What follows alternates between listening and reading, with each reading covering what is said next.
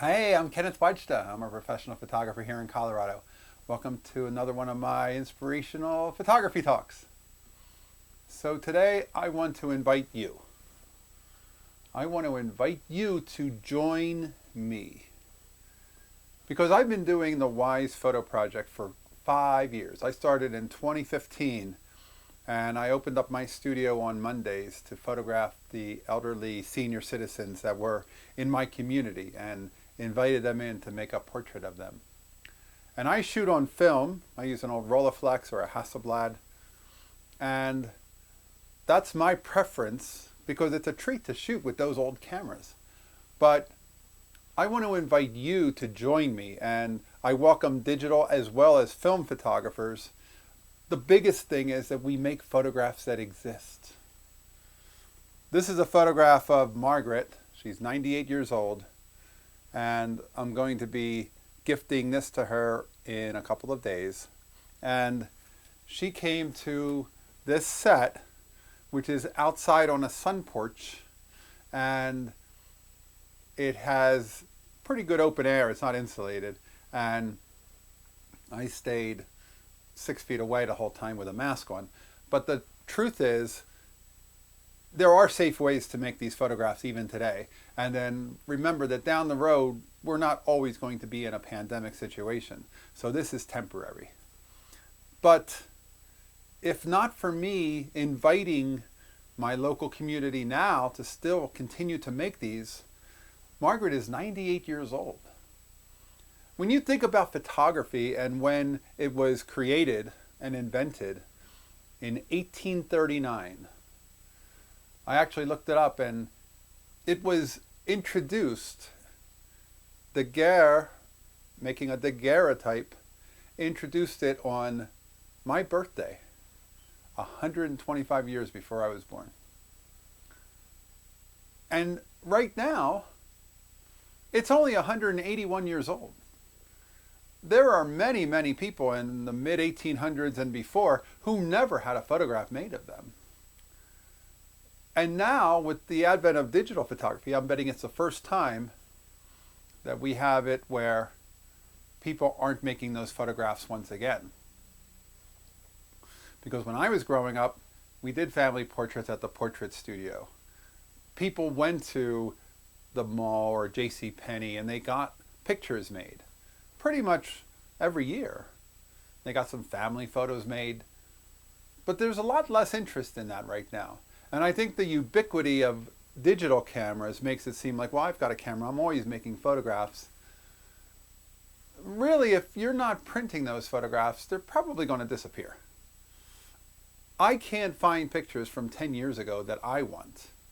I have a picture of me dressed in a long duster like the cowboys wore when I used to be in a show when I first moved to Colorado in 2001, 2002. So I had that photo 10 years ago because I remember taking a copy of it over to my father's house. And it's a picture of me with two guns, and I'm posed in this duster with this cowboy hat. It was the role I was playing of a gunfighter at this theme park. And I wanted to show somebody recently, and I couldn't find it. There's a photo that was made with a 1.3 megapixel Olympus. I remember the camera. It had just come out, and I made some website pictures with it. I made some pictures at this Buckskin Joe theme park, and they're gone. I don't have them. I asked my brother to check my dad's refrigerator. That's where I saw it last a few years ago, and he said it's not there. And so I don't know where it is. But photographs won't last unless you put them in a frame and you put them on a wall. The photos that are on your walls now, how long have they been there? They'll stay there. But the photos that are in digital files in old computers, they're all going to get tucked back multi-generations and then make it harder and harder to find until one day when nobody goes looking. But this photo, hopefully, will stay on the walls of Margaret's family's homes And they'll always remember what she looked like at 98. That's the goal. But I need other people to do it. I don't want to just do it myself. I don't want this to be about me. I want this to be about Margaret and all the Margarets around the world. So what I'm asking is, wherever you are, would you contribute your time and make some pictures? All you have to do is put out the word that you're open to photographing people who are elderly. I photograph, I say 70 and up, and it's a free portrait. No matter what they ask, I always say it's completely free. You just have to come in. It takes 5 minutes. I have the camera all ready, and I take their portrait. And it's one of those things where there's no cost. They can't pay. I've actually had people say to me as they're taking the photograph, I don't know what the protocol is now. And I say, go home. It's a gift. I love the idea that in a world where they say there is no free lunch, there is one free lunch. But I don't pay a lot for these picture frames. I picked these up at thrift stores and at yard sales. This one I paid $3.99 for. So for $4, I have a picture frame. It came with the mat. You can find them, and you can make a digital print for very little money. If you have a dark room and you're printing like I am, some smaller prints, I can't print 12 by 12, but smaller prints I print myself. However you want to do it and make it economical for yourself. But the point is to make these photographs. If one person in Asia or one person in Europe makes one photograph, that's one more that wouldn't have existed. And the way I see it, if we're making these photographs, we're really working for somebody. We're working for great-great-grandchildren who aren't even alive yet, who will wonder, what was great-grandma like? And then they'll at least have one picture to look to and say, well, that's what she looked like. That's what she wore. That's what she was when she was 98 years old. And that's a photo that would not exist without us making these photographs. So I'm looking to create a network of photographers around the world to offer to make these pictures that otherwise they will not commission. They will not hire. They will not call and order. They're just not making them at all. Nobody is. But we can. And by putting out that word, they're the ones, not their kids. They're the ones calling and say, hey, I heard that there's some kind of a portrait. And I've had people say, I haven't had anybody ask to take my picture in 50 years. The last time I was asked was at my wedding in 1955. That is what you are offering. You're offering, you are important, you matter, and I want to document you now.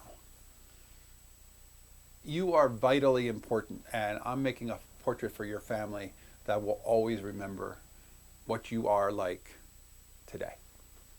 So if we can get a network of photographers working, it could be your friend's family. You could be your own family. That's a start. If you put the call out to other people and you want to shoot outside, that's fine. I like the studio feel. I tell people to dress up. And the reason I do is I say, look and dress in a way that makes you feel great, makes you feel special, because that's what we're going to photograph. And people like doing it. People say, oh, I look forward to getting dressed up. I don't have any reason to get dressed up usually. And it gives them a reason. It makes them the big deal. And they are a big deal. And so if I can get other photographers working, again, even just some doing sometime, that's a win. Because right now, if I don't, nobody gets anything. And right now, Margaret's family will have a picture. Other people that I've photographed, that's in their home. It exists as a physical photograph. I have a Facebook page that I built that I will put a link to, and I include that as information about this project, but one of the things I ask is, do not post digital pictures on there. Only post photographs of printed frame photographs.